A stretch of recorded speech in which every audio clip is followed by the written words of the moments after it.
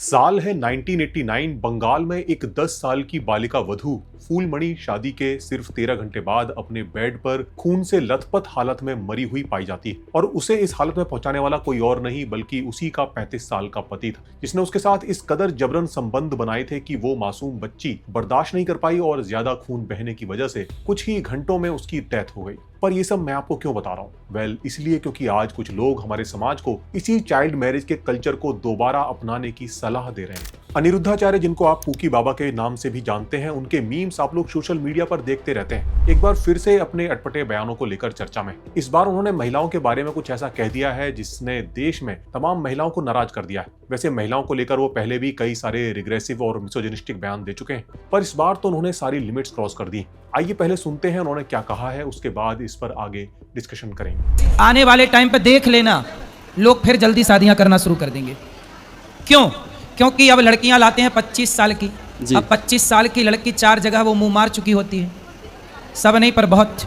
तो बाबा जी का बेसिकली कहना है कि लड़कियों की शादी जल्दी होनी चाहिए, क्योंकि जो लड़कियां 25 साल या उसके बाद शादी करती हैं, बाबा जी के शब्दों में वो कई जगह मुंह मार चुकी होती हैं, यानी उनमें से ज्यादातर के प्री मैरिटल रिलेशन रह चुके होते हैं और जिसकी वजह से वो अपने पति और उसके परिवार के लिए डिवोटेड नहीं रह पाती। ज्यादातर लोगों का गुस्सा बाबा जी के शब्दों को लेकर है। न्यूज चैनल्स पर भी जो डिबेट हो रही है वहां भी उनके शब्दों को लेकर बात की जा रही है, पर वो वास्तव में क्या कहना चाह रहे हैं और उस बात के क्या परिणाम हो सकते हैं उस पर किसी का ठीक से ध्यान गया ही नहीं, और इसीलिए मुझे लगा इस पर थोड़ा डिटेल में बात करनी बनती। ज्यादातर लोगों ने असल में बाबा के बयान की बस एक छोटी सी क्लिप देखी, जिस वजह से उस बयान को लेकर बाबा जी का जो पूरा इंटेंशन था वो ज्यादातर लोगों को समझ नहीं आया है। पूरी वीडियो तो अब शायद उनके चैनल पर भी अवेलेबल नहीं है, कंट्रोवर्सी के चलते शायद उन्होंने उसे हटा दिया है, पर मुझे लकीली ये वीडियो यूट्यूब पर एक सोर्स से मिल गई। इस वीडियो में एक लड़का बाबा जी से पूछता है कि वो शादी करना चाहता है, पर वो संतुष्ट कैसे हो कि जो लड़की आएगी वो ठीक होगी और उसका घर ठीक से चलाएगी। इस पर बाबा जी का क्या रिप्लाई है, जरा सुनिए। इसका एक ही समाधान है जी गुरुजी, कि विवाह वहां करो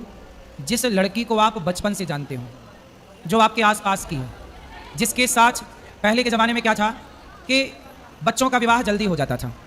इसके पीछे का कारण जानते हो? जब लड़की 14 साल की होगी और 14 साल की कोई लड़की आपके घर दुल्हन बन के आ जाएगी तो उस समय तो वो बच्ची होगी।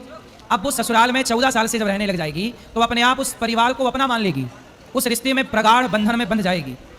हाँ या ना? पहले के लोग बड़े, आने वाले टाइम पे देख लेना, लोग फिर जल्दी शादियां करना शुरू कर देंगे। आई थिंक अब आप समझ पा रहे होंगे कि बाबा जी असल में कहना क्या चाहते हैं। बाबा जी क्लियरली बाल विवाह यानी चाइल्ड मैरिज के फेवर में है, क्योंकि उनको लगता है कि जिन लड़कियों की शादी मैच्योर होने के बाद होती है उनमें से ज्यादातर कैरेक्टरलेस हो जाती और शादी करने लायक नहीं बचती। बाबा जी का कहना है कि पुराने लोग इस मामले में बड़े समझदार थे, इसलिए छोटी छोटी बच्चों की शादी कर दिया करते थे, और उनका मानना है कि वो सिस्टम बहुत अच्छा था और उसमें पति पत्नी और पूरा परिवार बड़ा सुखी रहता था। अब आजकल चूंकि लड़कियां अपने करियर पर फोकस कर रही हैं और अपना जीवन साथी खुद चुन रही हैं, इसलिए ही परिवारों में हमें समस्याएं देखने को मिल रही हैं। शादी का फैसला लड़कियों पर नहीं छोड़ना चाहिए, बल्कि उनके पेरेंट्स को अपनी मर्जी से उनकी शादी उस एज में कर देनी चाहिए जब उन छोटी बच्चियों को शादी का मतलब भी ना पता हो। कुछ लोगों को हो सकता है बाबा जी की बातों पर गुस्सा आ रहा हो, तो मैं आपको बता दूं कि बाबा जी ये बात कोई अपने मन से नहीं कह रहे हैं, बल्कि ये बात शास्त्र सम्मत है, यानी शास्त्रों में, धार्मिक ग्रंथों में वाकई में ऐसा ही लिखा हुआ है। सभी हिंदू शास्त्र बाल विवाह का समर्थन करते हैं और लड़की की शादी उसके मैच्योर होने से पहले ही कर देने का आदेश देते हैं, और यहाँ तक कहते हैं कि ऐसा ना करने पर पिता पाप का भागीदार बनता है। जैसे मनुस्मृति के 9वें अध्याय का 94वां श्लोक कहता है कि 30 वर्ष का पुरुष 12 वर्ष की सुंदरी कन्या से विवाह करे या 24 वर्ष का 8 वर्ष की कन्या से विवाह करे। इसी तरह पराशर स्मृति के 7वें अध्याय का 7वां श्लोक कहता है कि लड़की के 12 वर्ष की होने पर भी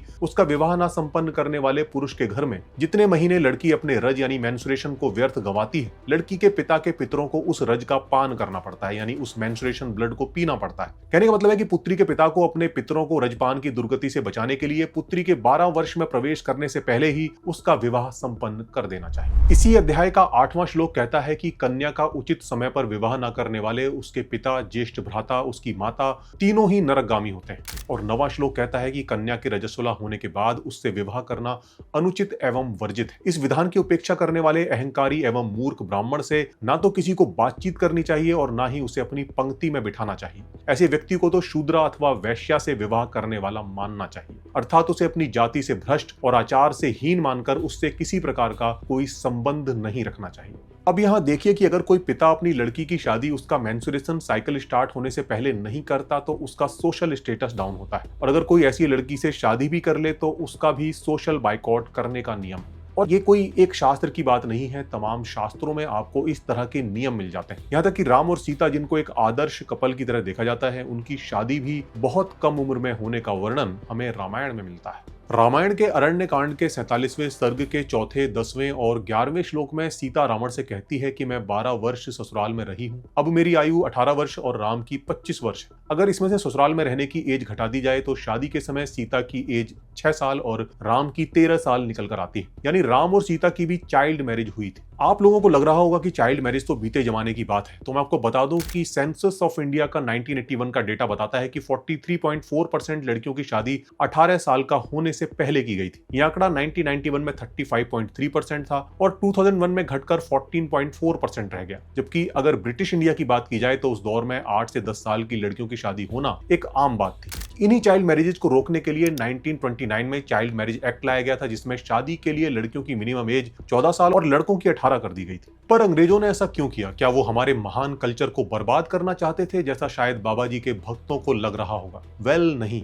असल में अंग्रेजों को ये एक्ट लाना पड़ा high child and maternal mortality और उन लड़कियों की दुर्दशा को देखकर जिनकी कम एज में शादी कर दी गई थी। जिन बाप दादाओं की परंपरा पर ये बाबा जी गर्व कर रहे हैं और उसे दोबारा अपनाने का सजेशन दे रहे हैं, उस दौरान महिलाओं की क्या हालत थी, इसका एक बहुत डिटेल्ड डिस्क्रिप्शन हमें एक किताब मदर इंडिया में मिलता है, जिसे एक अमेरिकन महिला कैथरीन मेयो ने लिखा था। वो भारत में महिलाओं की दुर्दशा को बताते हुए लिखती हैं कि भारत में लगभग हर पीढ़ी में 32 लाख चाइल्ड मदर्स डिलीवरी के दौरान ही मर जाती हैं और ये संख्या विश्व युद्ध में मारे गए लोगों की संख्या से भी ज्यादा है। उन्होंने कई लेडीज हॉस्पिटल्स को भी विजिट किया था और जो कुछ उन्होंने वहां पर देखा उसे भी अपनी बुक में दर्ज किया है। वो हकीकत इतनी भयानक है कि मेरी हिम्मत नहीं है कि मैं उसे यहां बता पाऊं। आप अगर पढ़ना चाहते हैं तो इंटरनेट पर इस बुक की फ्री PDF अवेलेबल है, डाउनलोड करके पढ़ लीजिए। इन शॉर्ट आपको सिर्फ इतना बता सकता हूं कि इन चाइल्ड ब्राइड्स के साथ फोर्स सेक्स, मारपीट होना एक आम बात थी। हॉस्पिटल्स में सेक्स अब्यूज के तमाम ऐसे मामले देखे जा सकते थे जिनमें इन बच्चियों को severe physical and mental damage face करना पड़ता था। अर्ली एज प्रेगनेंसी एक आम बात थी। इस अर्ली एज में बॉडी में चाइल्ड बीयरिंग कैपेसिटी ना होने की वजह से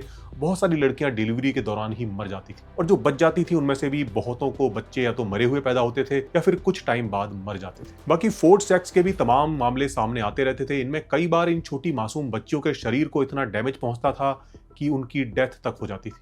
वीडियो के स्टार्टिंग में मैंने जिस केस की बात की है उस केस ने अंग्रेजों को भी हिलाकर रख दिया था। इस मामले में पति पर केस चला, लेकिन minimum age of marriage and sex पर कोई कानून ना होने की वजह से वो सस्ते में छूट गए। इस इंसिडेंट ने उस समय की सरकार को चाइल्ड मैरिज पर स्टेप उठाने के लिए फोर्स किया। देश भर में और असेंबली में इस पर खूब बहस चली। ज्यादातर धार्मिक हिंदू और मुस्लिम दोनों ही इस एक्ट के खिलाफ थे और ऐसा मानते थे कि ये एक्ट उनके धार्मिक नियमों के खिलाफ है। मुस्लिम जहां कहते थे कि एज मायने नहीं रखती, लड़की का मेंस्ट्रुएशन साइकिल स्टार्ट हो गया, इसका मतलब अब वो शादी के लिए रेडी है, वहीं हिंदू कहते थे कि उन्हें लड़की मेंस्ट्रुएशन साइकिल स्टार्ट होने से पहले चाहिए। हैरानी की बात है कि उस समय के कई दिग्गज नेता और बुद्धिजीवी भी इस एक्ट का विरोध कर रहे थे। जैसे उस समय के famous politician and freedom fighter बाल गंगाधर तिलक ने भी इसका विरोध किया था, ये कहते हुए कि एक्ट हिंदुओं के धार्मिक मामलों में इंटरफेयर कर रहा है, हिंदू समाज को अपनी सोशल एंड रिलीजियस प्रैक्टिसेस को फॉलो करने का पूरा अधिकार है। इसी तरह उस दौर के famous writer and poet Rabindranath Tagore ने भी चाइल्ड मैरिज को सपोर्ट किया था, ये कहकर कि ये हिंदुओं का आपसी मामला है और किसी बाहरी आदमी को हक नहीं है कि वो इसमें इंटरफेयर करे। और मैं बता दूं कि उनकी भी चाइल्ड मैरिज ही हुई थी, वो भी 10 साल की एक लड़की से। उस समय उनकी एज 20 साल के आसपास थी और ये उस समय पर आम बात थी। उस समय पर पढ़े लिखे अच्छे सोशल बैकग्राउंड से आने वाले लोगों की शादियां भी बचपन में हो जाती। जैसे गांधी जी की शादी 13 साल की एज में हो गई थी और उनकी वाइफ कस्तूरबा की एज उस समय पर 14 साल थी। लेकिन लोगों के विरोध के बावजूद 1891 में British government age of consent law नाम से एक लॉ को पास कराने में सफल रही। पर गौर करने वाली बात यहाँ पर यह है कि ये लॉ चाइल्ड मैरिज पर रोक नहीं लगाता था, बल्कि केवल रिलेशन बनाने की एज को ही डिफाइन करता था, जो कि लड़कियों के मामले में अब 12 साल कर दी गई थी। यानी 12 साल से कम की लड़की से रिलेशन बनाना अब जुर्म था। हालांकि शादी अभी भी की जा सकती थी। लड़कियों की जल्दी शादी को लेकर उस समय का समाज कितना दकियानूस था, इसकी एक झलक मदर इंडिया बुक में दर्ज एक वाकये से पता चलती है, जिसमें बुक की राइटर किसी राजा की भेजी हुई गाड़ी से उसके पैलेस जा रही थी। गाड़ी में मौजूद राजा साहब का एक खास ऑफिसर, जो कि एक हाई कास्ट ब्राह्मण था, उससे वो पूछती हैं कि अगर आपके कोई बेटी हो तो उसकी शादी आप किस एज में कर देंगे? तो वो कहता है कि 5 या 7 साल में, लेकिन 9 साल का होने से पहले तो मैं जरूर ही कर दूंगा। अगर मैंने ऐसा नहीं किया तो मुझे मेरी जाति से बाहर कर दिया जाएगा और कोई भी मेरे साथ संबंध नहीं रखेगा। दोस्तों, ये सब बताने के पीछे पर्पज सिर्फ इतना है कि आप ये समझ सकें कि जिन पुरानी प्रथाओं और पुराने समाज की वकालत ये बाबा अपने मन से कर रहे हैं, उसकी सच्चाई क्या है। सुनहरे अतीत के सपने बुन लेना बहुत आसान है, क्योंकि वो किसी ने देखा तो है नहीं, तो अच्छी अच्छी कल्पनाएं की जा सकती हैं कि हमारे पुरखे तो बड़े होशियार थे, उस समय का समाज बहुत अच्छा था, उनकी शादियां तो बहुत सफल थीं। पर असल हकीकत तब सामने आती है जब आप उस समय के रिकॉर्ड्स को खंगालते हैं। International centre for research on women ने इंडिया के बिहार एंड झारखंड में 2004 में एक स्टडी की थी, जिसमें पता चला था कि जिन लड़कियों की शादी 18 साल से पहले हो जाती है, उनके घरेलू हिंसा का सामना करने की संभावना दुगनी हो जाती है। यही नहीं, उनके साथ फोर्स सेक्स किए जाने की संभावना भी 3 गुनी हो जाती है। हो सकता है कुछ बाबा जी के भक्त यहाँ पर सोच रहे हो कि कुछ खराब एग्जाम्पल्स हो सकते हैं, पर हो सकता है बहुत सारे अच्छे एग्जाम्पल्स भी। तो भाई चलो, मैंने माना कि 14 साल की लड़की से शादी करने के बाद भी कोई कपल सुखी जीवन बिता सकता है, पर एक चीज यहाँ पर अभी भी मिसिंग है। हो सकता है आपके लिए उसकी कीमत ना हो, पर मेरे लिए तो वो सबसे कीमती, और वो है फ्रीडम, आजादी, अपना पार्टनर चुनने की आजादी। लड़की कोई सामान नहीं है जो आप उसे किसी के भी साथ बांध दें। जीवन साथी यानी वो इंसान जिसके साथ आप अपना पूरा जीवन बिताने वाले हैं, उसको चुनने का अधिकार सिर्फ आपके पास होना चाहिए। आपको किससे शादी करनी है और किससे नहीं, ये फैसला आपका होना चाहिए। लेकिन बाबा जी एक 14 साल की लड़की की शादी कर देना चाहते हैं, जिसे शादी का मतलब भी नहीं पता। कभी कभी लगता है भारत ऐसे ही गुलाम नहीं रहा, हमारी इसी धार्मिक कपोड़पंथी ने हमें गुलाम बनाया होगा। और कमाल देखिए, आज भी इन बेवकूफियों का खुले मंच से प्रचार करने वाले और समर्थन करने वाले लोग भी इस देश में मौजूद हैं। और इस पर भी हैरानी की बात यह है कि समर्थन करने वालों में बहुत सारी महिलाएं हैं। जी हाँ, वो महिलाएं ही हैं जो ऐसे बाबाओं के पंडालों में सबसे ज्यादा पाई जाती हैं। ये महिलाएं ही इस धर्म की पालकी को ढोने में सबसे आगे हैं, जबकि दुनिया का कोई ऐसा धर्म नहीं है जो मिसोजिनी से भरा ना। जैसे ऋग्वेद के अष्टम मंडल के 33वें सूक्त का 17वां मंत्र कहता है, स्त्री के मन पर शासन संभव नहीं है, स्त्री की बुद्धि छोटी होती है। ऋग्वेद के दशम मंडल के 95वें सूक्त का 15वां मंत्र कहता है कि स्त्रियों की मैत्री वास्तविक नहीं होती, स्त्रियों का दिल भेड़ियों के समान होता है। भगवत गीता, जिसे हिंदू शास्त्रों में सबसे ऊंचा स्थान प्राप्त है, वो स्त्रियों को पाप योनि बताती है। गीता के 9वें अध्याय का 32वां श्लोक कहता है कि हे पार्थ, मेरी शरण में आकर ये जो है पाप योनि, स्त्री वैश्य शूद्र भी परम गति को प्राप्त होते हैं। बाकी रामचरितमानस का ढोल गवार शूद्र पशु नारी वाला दोहा तो आप सभी को पता ही होगा, जहां नारी को पीटने योग्य बताया गया है। उपनिषदों की बात करें तो छांदोग्य उपनिषद तो सीधे सीधे मैरिटल रेप का लाइसेंस देता है। छांदोग्य उपनिषद के 6 अध्याय 4 ब्राह्मण का 7वां श्लोक कहता है कि पत्नी यदि मैथुन यानी सेक्स न करने दे तो पहले उसे वस्त्र आभूषण आदि देकर मनाए, फिर भी न माने तो उसे दंड यानी पनिशमेंट का डर दिखाकर उसके साथ बलपूर्वक समागम करें। और ये सिर्फ हिंदू धर्म की बात नहीं है, आप कोई भी धर्म उठा लें। अब जैसे अगर कुरान की बात करें तो सूरा अल निसा की 34वीं आयत कहती है कि अल्लाह ने आदमियों को औरतों का केयर टेकर बनाया है। अगर वो तुम्हारी बात ना माने तो पहले उन्हें समझाओ, फिर बिस्तर अलग कर लो, और तब भी ना माने तो उन्हें पीटो। महिलाओं को पीटने से याद आया कि बाबा जी को शायद लगता है कि अब लड़कियां बहुत रिबेलियस हो गई, अपने आपे से बाहर निकल रही, जबकि नेशनल फैमिली हेल्थ सर्वे के मुताबिक हर 3 में से 1 महिला घरेलू हिंसा झेलती है, और उनमें से ज्यादातर कभी शिकायत भी दर्ज नहीं कराती। लेकिन महिलाओं को कैरेक्टर सर्टिफिकेट बांटने में बिजी बाबाओं को ये आंकड़े कहां दिखेंगे? बाबा जी को तो चिंता है उन इंडिपेंडेंट महिलाओं की जो अपनी मर्जी से अपना पार्टनर चुन रही हैं। आजकल एक लंबे रिलेशनशिप के बाद शादी करना कम से कम अर्बन इंडिया में तो अक्सर देखने में आने लगा है। लोग कुछ महीने या कुछ साल डेट करते हैं और फिर कंपैटिबिलिटी बैठती है तो शादी कर लेते हैं। बाबाओं को इससे बड़ी समस्या है, जबकि एक 14 साल की बच्ची से शादी कर लेना उनके लिए मोरल है। तस्वीर में किसी लड़के को पसंद करके बिना जाने समझे उससे शादी कर लेना वो भी उन्हें ठीक लगता है। पर अगर कोई जिसके साथ जिंदगी बिताना चाहता है उसको अच्छे से समझकर शादी करना चाहता है तो ये इन्हें बर्दाश्त नहीं। लड़कियों की आजादी पर रोक लगाने के लिए ये प्यूरिटी को मुद्दा बना रहे हैं, और वो भी बेशर्मी से भद्दे एग्जाम्पल्स के साथ। इस प्यूरिटी का सारा बोझ लड़कियों के ही कंधों पर आ जाता है, क्योंकि नेचर ने उन्हें ऐसा बनाया है कि उनकी प्यूरिटी यानी वर्जिनिटी टेस्ट की जा सकती है। लड़के इस मामले में आजाद है। दूसरी चीज, अगर पवित्रता को प्यूरिटी को मुद्दा बनाया जाता है तो इसकी बाउंड्री कहां तक होगी ये तय करना बड़ा मुश्किल हो जाता है। क्या जिस लड़की ने किसी से शारीरिक संबंध नहीं बनाए हैं उसे आप पवित्र मानेंगे, या फिर जिसका कभी किसी से कोई अफेयर तक ना रहा हो उसे आप पवित्र मानेंगे, या फिर जिसके मन में कभी किसी के लिए कोई आकर्षण ना रहा हो उसे आप पवित्र मानेंगे, या फिर जो अभी तक उस एज तक ही नहीं पहुंची कि उसके मन में कोई सेक्सुअल थॉट आ सके उसे आप पवित्र मानेंगे? अगर इस पवित्रता को, इस प्योरिटी को कैरेक्टर जज करने का टूल बनाया जाए तो देर सवेर गाड़ी जाकर चाइल्ड मैरिज पर ही रुकेगी। ये पवित्रता की ही धारणा रही है जिसकी वजह से हिंदू समाज में बाल विवाह चलन में रहे, और ये पवित्रता ही है जिसकी वजह से विधवाओं का, तलाकशुदाओं का पुनर्विवाह यानी रीमैरिज होना आज भी मुश्किल है और पास्ट में तो होते ही नहीं थे। आज के डेटिंग कल्चर की कुछ कमियां हो सकती हैं, पर कम से कम इसकी वजह से इस प्यूरिटी जैसी दकियानूसी सोच से लोग बाहर आ रहे हैं और जिसका फायदा मिल रहा है उन महिलाओं को जो इस घटिया सोच की वजह से नरक जैसा जीवन जीने को मजबूर थी, चाहे शादी के अंदर या फिर शादी के बाहर। पर बाबा इस डेटिंग कल्चर को क्रिटिसाइज करने के लिए रीजन देते हैं कुछ ऐसे इंसिडेंट्स का जहां किसी पत्नी ने अपने पति को या परिवार को नुकसान पहुंचाया हो। पर जिस परंपरा की ये बाबा वकालत कर रहे हैं उसकी एक हकीकत तो मैं आपको दिखा चुका हूं। चलिए एक दूसरी हकीकत और दिखा देता हूं। जिस अरेंज मैरिज वाले सिस्टम की ये वकालत कर रहे हैं उसकी सच्चाई जाननी हो तो दहेज हत्या के केसेस के आंकड़ों को एक बार जरूर उठाकर देख लीजिए। दहेज हत्या की अगर बात की जाए तो सिर्फ एक साल 2011 में दहेज हत्या के 8,331 केस दर्ज हुए थे। 2017 से लेकर 2022 तक हर साल ऑन एन एवरेज लगभग 7,000 लड़कियों को उसके पति या ससुराल वालों ने दहेज के लिए मार डाला। अभी कौन सी शादियां होती हैं जिनमें दहेज दिया जाता है? मुझे लगता है आपको बताने की जरूरत नहीं। जी हाँ, ये वही संस्कारी वाली अरेंज मैरिजेज होती हैं जिनमें लड़की के घर वाले अपने सालों के तजुर्बे का इस्तेमाल करके किसी खानदानी परिवार के किसी अच्छे लड़के को पसंद करते हैं। तो अगर कुछ घटनाओं के चलते आपको आजकल के यूथ का शादी करने का तरीका पसंद नहीं आ रहा हो तो इस आंकड़े को याद रखिएगा। ये एक आंकड़ा आपके मिसोजिनिस्ट मुंह पर कालिक पोतने के लिए काफी है। पर हद तो देखिए, ये बाबा जी मोरालिटी के नाम पर चाइल्ड मैरिजेस की वकालत तो कर ही रहे हैं, पर साथ में जो लड़कियां शादी से पहले किसी को डेट करती हैं उन्हें वैश्या यानी प्रोस्टिट्यूट तक कह दे रहे हैं। लेकिन आजकल हमने बोला कि लिव इन में रहना गलत है, तो हमारा क्या कर रहे हैं लोग? विरोध। क्यों? क्योंकि सत्य नहीं, इस कलयुग में आप सत्य नहीं बोल सकते। कलयुग में आप वैश्या को वैश्या नहीं कह सकते। यहाँ तक कि जो लड़कियां बाबा जी के हिसाब से छोटे कपड़े पहनती हैं उन्हें भी नहीं बख्शा। घूमे की अर्धनग्न, पर सुनना चाहेगी कि हमें देवी कहो।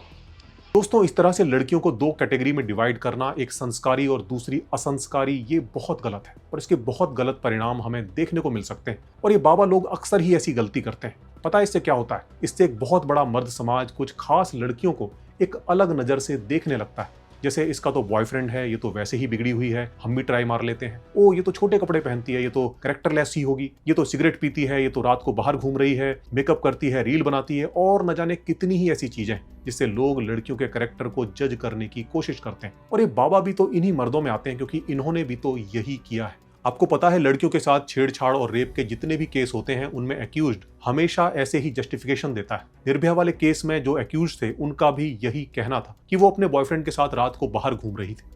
हाँ, चोर की माँ को पकड़ो तो फिर तो उस कारण पे जाओ कि रात के 12:30 बजे तक क्यों नहीं पता था कि हमारी बेटी कहाँ है। फिर उस माँ पे जाओ, वो चोर की माँ को पकड़ेंगे आप। तो आप समझ सकते हैं इस तरह का कैटेगराइजेशन किस तरह से लोगों की लड़कियों को लेकर सोच को बदल देता है और कई बार जिसका रिजल्ट निर्भया जैसे केस के रूप में सामने आता है। जो बाबा लड़कियों को कैरेक्टर का पाठ पढ़ाते रहे हैं वो खुद कितने संस्कारी थे इसका पता हमें चलता है उन तमाम केसेस में जिनमें इन बाबाओं को रेप एंड मोलेस्टेशन के मामले में एक्यूज्ड पाया गया। हमारे देश में ऐसे कई मामले बीच बीच में देखने को मिलते रहते हैं और इनमें से कुछ को सजा भी हुई है तो कुछ बचने में कामयाब भी रहे। ऐसे बाबाओं की लंबी लिस्ट है और पता नहीं ऐसे कितने ही होंगे जिन्होंने ऐसा किया तो होगा पर पकड़े नहीं गए होंगे। और आयरनी देखिए, ऐसा बाबा जो रेप और मर्डर के मामले में सजा काट रहा है वो जब पैरोल पर बाहर आता है तो अपने भक्तों को काम वासना को कंट्रोल करने के सेशन देता है। काम वासना पे काबू कैसे पाएं? कई काम में कीड़े बन जाते हैं, वो जो भी देखते हैं उनके सामने गंदगी नजर आती है। माँ बहन भाई बेटा बेटी रिश्ते खत्म होते जा रहे हैं सिर्फ काम वासना की वजह से। दोस्तों, महिलाओं की आजादी हर धर्म के लिए सबसे बड़ा खतरा रही है, इसलिए हर किताब में सबसे पहले उसे कंट्रोल करने का उपाय लिखा है। धर्म और समाज का सारा सिस्टम ही औरत की बॉडी और मर्द की ईगो के इर्द गिर्द बुना है, क्योंकि लड़की सोचने लग गई तो मर्द खतरे में आ जाएंगे। लड़की आजाद हो गई, फाइनेंशियली इंडिपेंडेंट हो गई तो मर्द की सुपीरियर पोजीशन हिल जाएगी। इसलिए ये औरतों को सिर्फ दबाना ही नहीं चाहते बल्कि उन्हें मेंटल स्लेवरी में बनाए रखना चाहते हैं ताकि वो कभी आगे ना बढ़े और हमेशा अपने पुरानी रूढ़िवादी सोच में जकड़ी रहे। ये रूढ़ियों में जकड़ी महिलाएं ही धर्म की सबसे बड़ी ग्राहक होती हैं। दोस्तों, भले मैं इस मुद्दे पर कितनी ही बात कर लूं, लोग कितनी ही वीडियो बना ले या न्यूज पर कितनी ही डिबेट हो जाए, इन बाबाओं पर इसका कोई असर नहीं होगा। ये ऐसे ही अपनी घटिया सोच फैलाते रहेंगे क्योंकि वो हम ही तो हैं जो इनको बढ़ावा देते हैं, इनके सो कॉल्ड प्रवचनों में जाते हैं, डोनेशन देते हैं, जिनके दम पर आज ये राजा बने बैठे हैं। इनके प्रवचनों में जाना, इनके प्रवचनों को देखना बंद कीजिए। कुछ अच्छा पढ़िए, कुछ अच्छा देखिए जिससे आपकी कुछ नॉलेज बढ़े, दुनिया को देखने का नजरिया बदले। कब तक इन पौराणिक कथाओं को बार बार सुनते रहेंगे?